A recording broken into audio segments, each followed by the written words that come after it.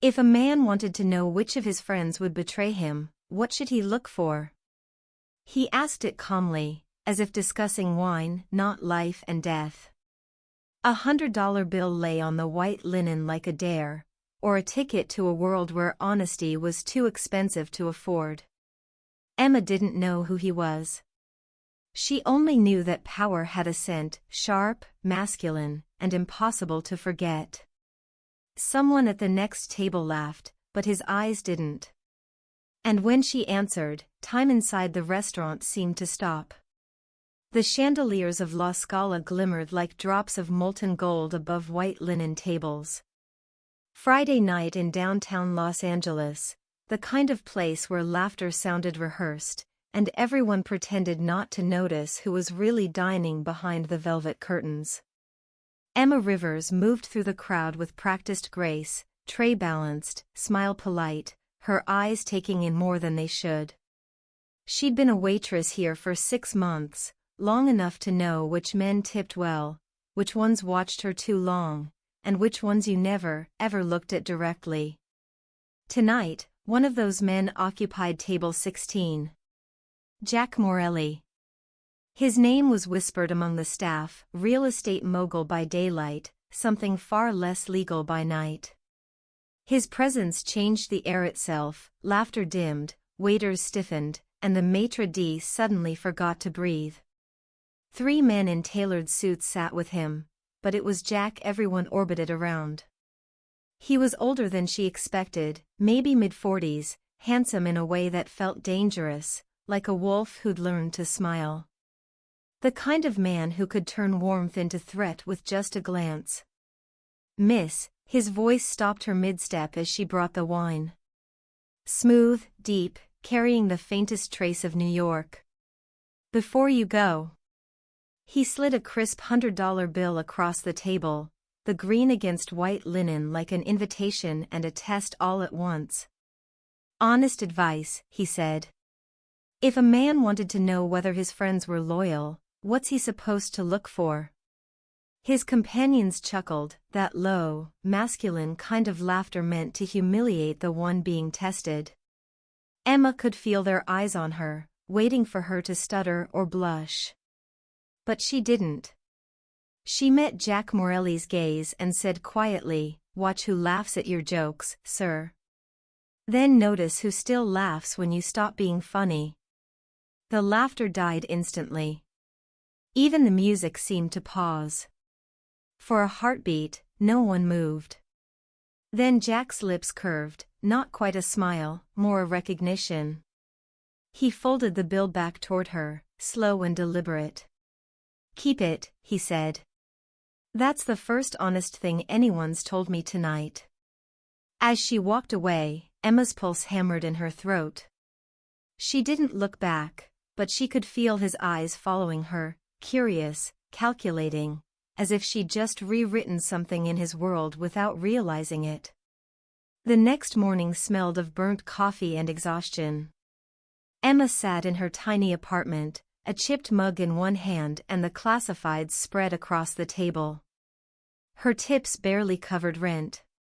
She told herself she'd forget last night, the man with the dangerous smile and the question that refused to leave her mind. Then came the knock. 3 short, deliberate raps. Not the landlord. Not a neighbor. When she opened the door, sunlight caught on a dark suit, tailored, expensive. The man standing there could have stepped straight out of the restaurant. "Mr. Morelli would like a word," he said. No greeting. No explanation. Her pulse jumped. "Mr. Who?" He didn't blink. "He's waiting downstairs." Outside, a black Maserati idled by the curb.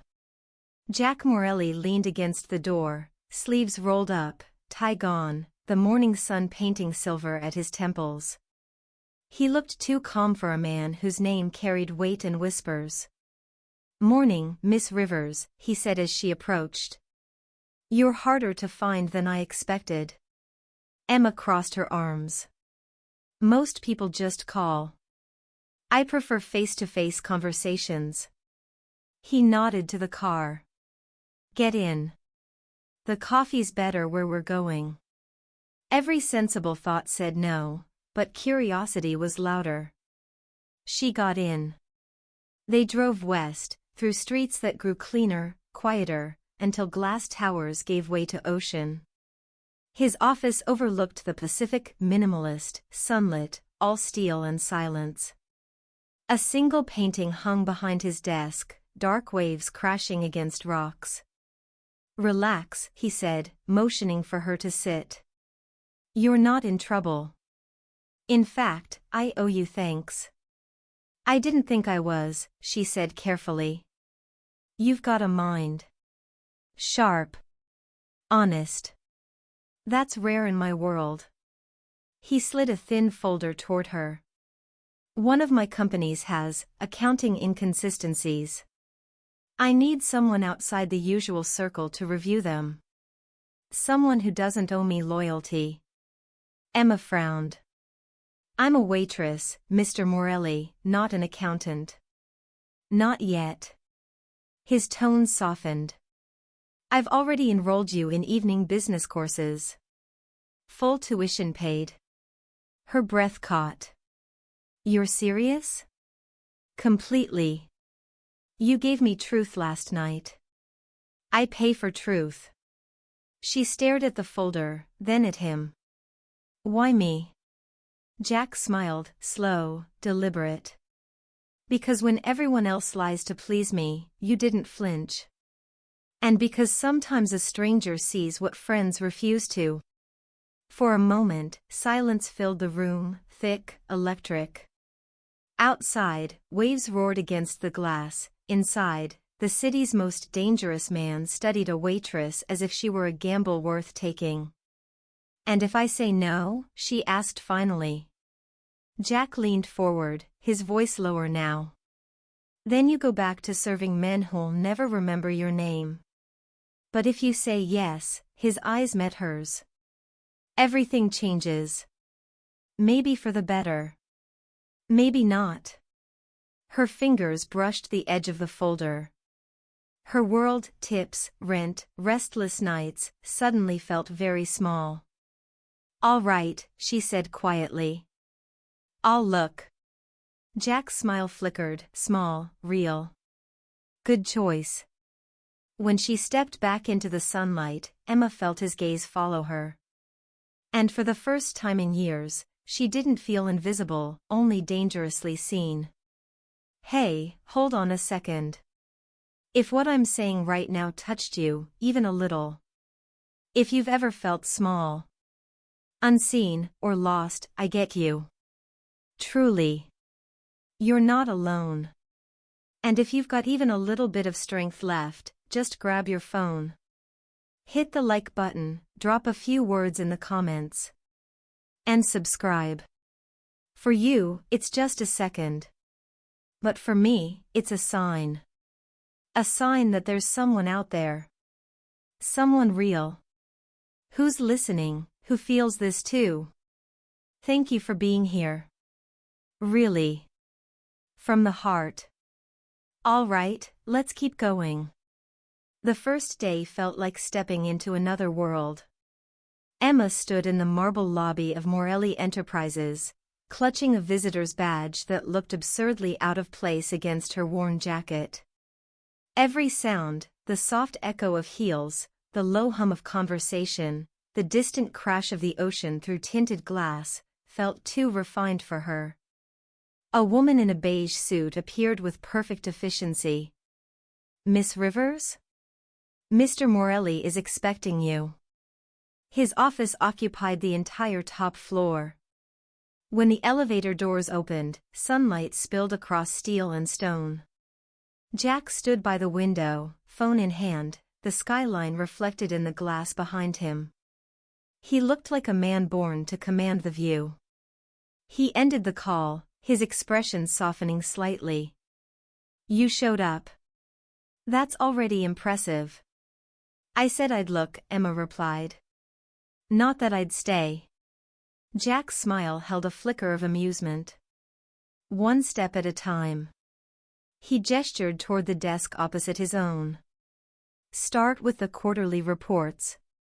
My finance team sent over access credentials.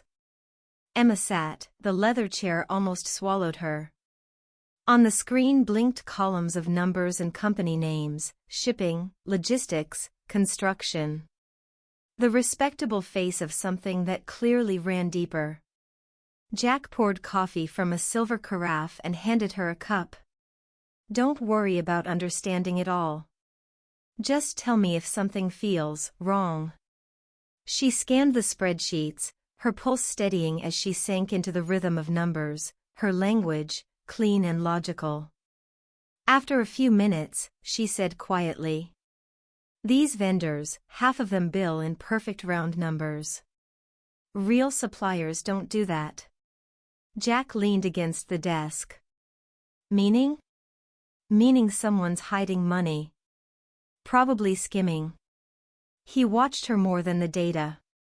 You sure you're a waitress? Emma smiled faintly. I'm good with numbers. Always have been. Hours passed in concentrated silence. Outside, the sun melted into the horizon, staining the water gold. She rubbed her temples and glanced at him. Do you ever stop working? Work keeps me alive, he said simply, then added after a pause, and maybe now it keeps you alive too. She frowned. Safe from what? He didn't answer. Instead, he walked to the bar cabinet, poured 2 fingers of whiskey, and offered her the glass. Rule 1 in my world, he said softly. Don't ask a question unless you're ready for the answer. Their fingers brushed, a fleeting touch, electric. In that heartbeat, she saw it, beneath his calm, something tired, almost human. Later, as the office emptied and the city turned to light below them, Jack walked her to the elevator. You did well today, he said. Tomorrow, we dig deeper. You'll see how clean numbers hide dirty hands. And if I find something you don't like? He smiled, slow, dangerous. Then I'll like you even more. The elevator doors slid shut between them with a whisper. Emma leaned against the mirrored wall, her reflection pale, eyes bright. She'd stepped into Jack Morelli's world, and somewhere between the numbers and his voice, she realized she didn't want to leave it. By the end of her first week, Emma no longer felt like a guest.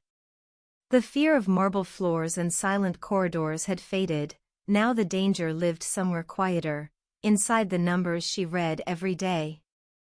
It was late. The office was nearly empty, city lights glittering against the glass like a reflection of another world. Jack had left for a meeting hours ago.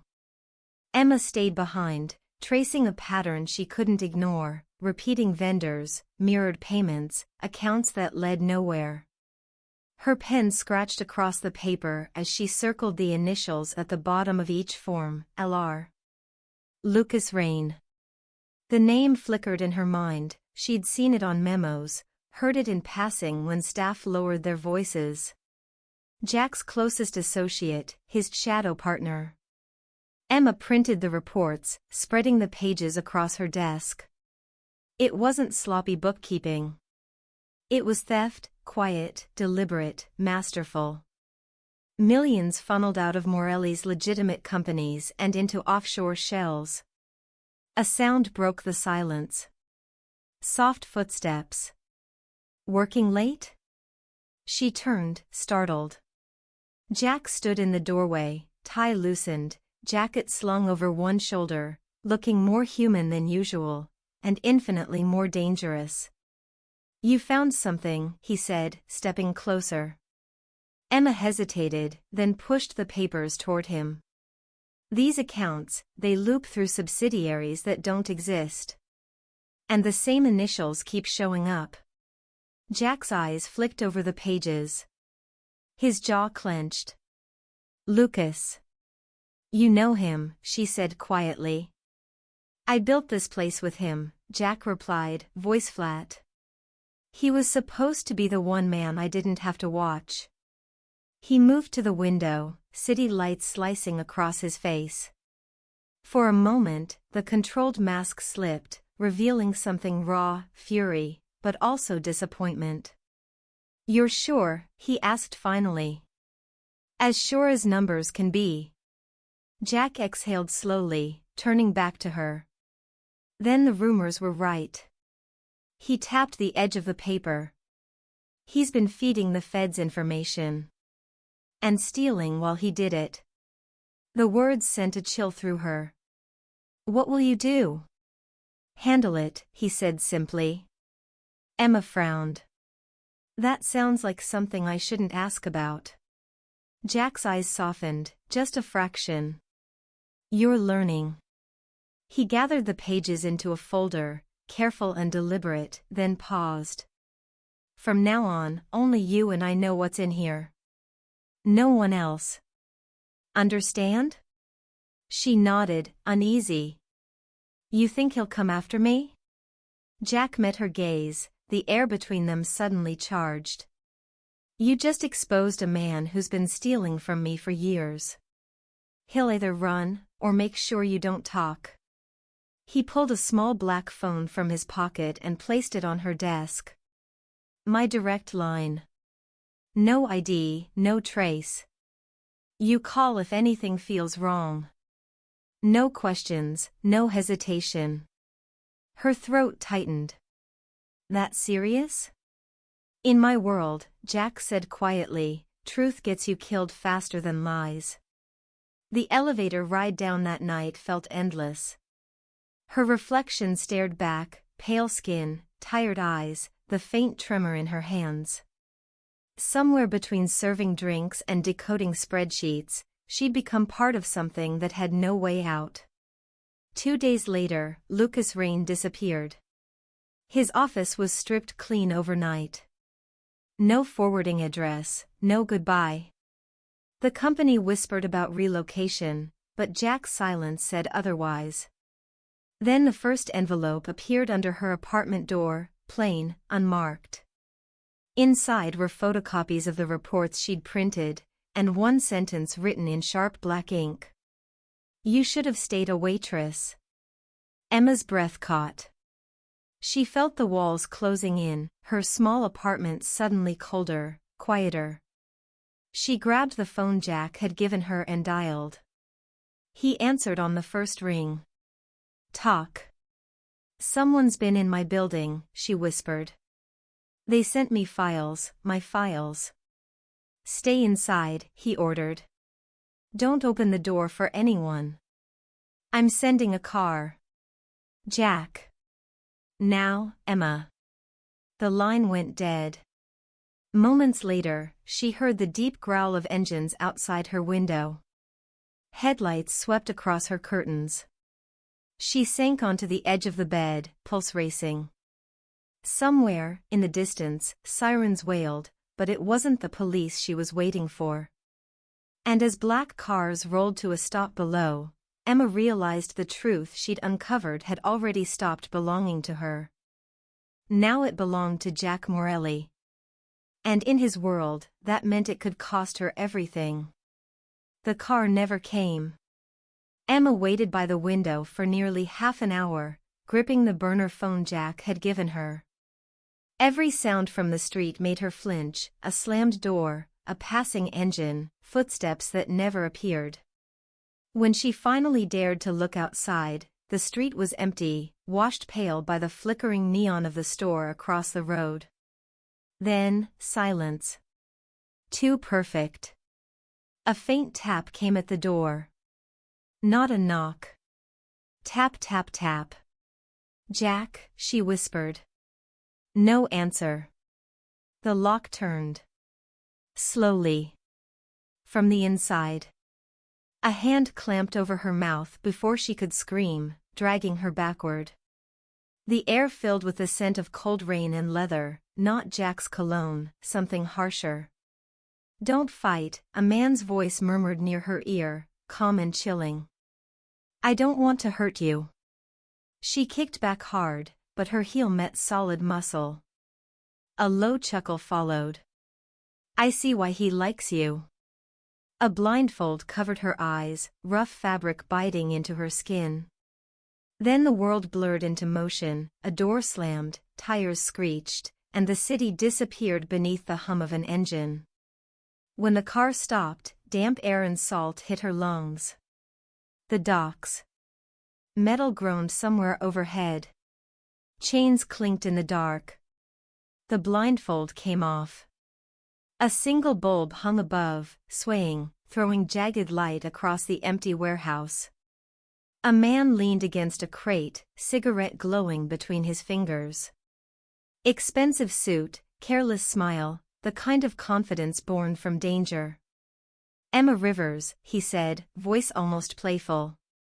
You've caused quite a headache. She swallowed. You're Lucas. He smirked. And you must be the reason Jack's been distracted lately. He stepped closer, studying her. You shouldn't have gone through those files. Curiosity kills, sweetheart. I didn't steal anything, she said quickly. I found what I wanted you to find, he cut in. At first, anyway. Jack needed to start doubting everyone. You just made that easier. Her pulse quickened. You set me up? Not exactly. You walked into the wrong story. His tone turned colder. The kind that doesn't end well for people like you. He circled her slowly. Jack's on his way, isn't he? He always comes when someone threatens what's his. Her voice trembled. If you know him that well, then you know what happens when he gets here. That's the point, Lucas said. He shows up, we talk, I walk out alive. He drops the investigation. Everyone wins. And me? Lucas's smile didn't reach his eyes. That depends on how convincing you look when he walks in. Minutes stretched like hours until headlights sliced through the windows, black SUVs, rain glinting off their roofs. Lucas crushed his cigarette. Showtime. Lucas. Jack's voice thundered from the darkness. Emma froze. Jack stepped into the light, coat dark with rain, eyes burning. His men spread out behind him, silent and ready. He looked at her first, then at Lucas. Let her go. Lucas laughed softly. Always the hero. Tell me, Jack, does she even know who you really are? Jack's jaw tightened. Enough. Enough to love you? Lucas tilted his head toward Emma. Or enough to run? Let her go. Lucas lifted his gun, casual as a toast. Then end this.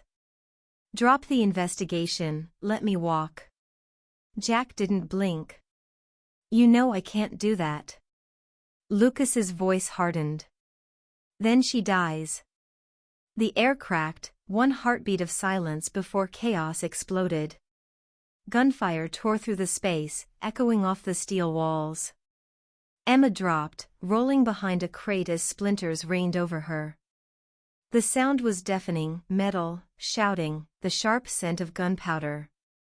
She crawled toward the stairs, trembling, glimpsing flashes of movement, Jack ducking behind a column, firing with deadly precision, Lucas shouting orders, moving like a cornered animal. You think she's worth it? Lucas shouted. A waitress? Jack's answer came steady, cold. She's worth ending you for. One last shot echoed. Then silence. When Emma finally looked up, Lucas lay on the concrete, blood spreading beneath him. Jack stood over him, breathing hard, gun lowered, rain dripping from his hair. He turned to her, eyes still burning. You hurt? She shook her head, voice barely a whisper. No. Just scared. He reached out, helping her stand, his hand steady on her back. It's over, he said softly. But the way his gaze lingered on Lucas's body told her it wasn't. Outside, sirens began to wail, distant but closing in. Jack looked toward the sound, then back at her. Whatever happens next, he said quietly, you stay with me. Understand? Emma nodded, her voice lost in the rain. Because in that moment she realized, she wasn't just part of Jack Morelli's world anymore. She was his world. And that was far more dangerous than any gun aimed at her heart. 6 months later, Los Angeles looked different. Or maybe it was Emma who had changed. She stood by the tall windows of Morelli Capital's new office, the city lights spreading below like molten veins. Her reflection stared back, neat suit, steady hands, but eyes that still searched for something. Behind her came a familiar voice. Still working after midnight? I should start charging rent for this office. Emma smiled faintly. You already pay me enough. Jack Morelli leaned against the doorway, sleeves rolled up, a glass of bourbon in hand. The man who once ruled the city from the shadows now called himself a businessman. The press called it redemption. Emma wasn't sure which word fit better. He joined her by the window. Quarterly reports look solid. You've done more for this company in 6 months than my last CFO managed in 5 years. She glanced at him. It helps when no one's trying to shoot at you. Jack chuckled, quiet, rough around the edges. I'm trying to make that our new standard. For a while they stood in silence, the city humming beneath them. Then Emma spoke softly. You ever think about that night? At the docks? His expression changed, the humor fading. Every day. It reminds me what loyalty costs. She turned fully toward him. You never told me what happened after. Jack exhaled. Lucas's men scattered. Some ran, some tried to make deals. I cut the rest loose. Sold the dirty assets, burned what couldn't be saved. I'm clean now, or close enough to pretend. Do you believe that? He gave a small, tired smile. Belief is for people who sleep well at night. Maybe you should start. Her words made him laugh softly, the kind of laugh that carried both affection and pain. You make it sound easy. It isn't, she said. But you're trying. That counts for something. Jack studied her face, the calm strength in it. You've changed me, Emma. I didn't think that was possible. She lifted a brow. Dangerous confession from a man like you. Maybe. His hand brushed her cheek. But I mean it. The air shifted, quiet and electric. Then he stepped back and nodded toward the terrace doors. Come with me. Outside, the rooftop shimmered under the city's glow. The Pacific wind carried a chill, mingling with the faint scent of rain. Jack poured champagne from a waiting bottle, the motion surprisingly careful for a man who'd built empires out of chaos. Since when do you celebrate? She teased. Since tonight. He handed her a glass. We've built something real here. Legitimate. You did that. She took a sip, eyes on him. You didn't bring me up here just to toast spreadsheets. No, he reached into his pocket and pulled out a small velvet box. Her breath caught. Jack. He opened it, a ring, elegant and understated, reflecting the skyline's light. I don't make promises I can't keep, he said quietly. But I'll make this one, loyalty, honesty, and whatever kind of peace I can give you. Emma's eyes filled with tears she hadn't expected. Are you sure you know what you're asking for? I've known everything else worth losing. This, he stepped closer, his voice almost a whisper, is worth keeping. She smiled through the tears. Then yes. Jack slid the ring onto her finger. For a moment, the world seemed to pause, city noise fading into a steady heartbeat between them. Then his phone buzzed on the nearby table. "Ignore it," she murmured. But he didn't. One look at the screen, and the warmth drained from his face. "What is it?" Jack turned the screen toward her. A grainy photo, the two of them, standing exactly as they were now. Below it, a single line of text. "You can't bury ghosts, Jack." The color left Emma's face. "Is it him?" Jack's voice was low. "He's dead. But someone else isn't." The wind picked up, scattering papers from the table. The champagne trembled in her hand. "After everything," she whispered. "We were supposed to be done." He met her eyes, calm but cold. "We'll never be done. But this time, we face it together." Emma nodded slowly, her pulse steadying as she reached for his hand.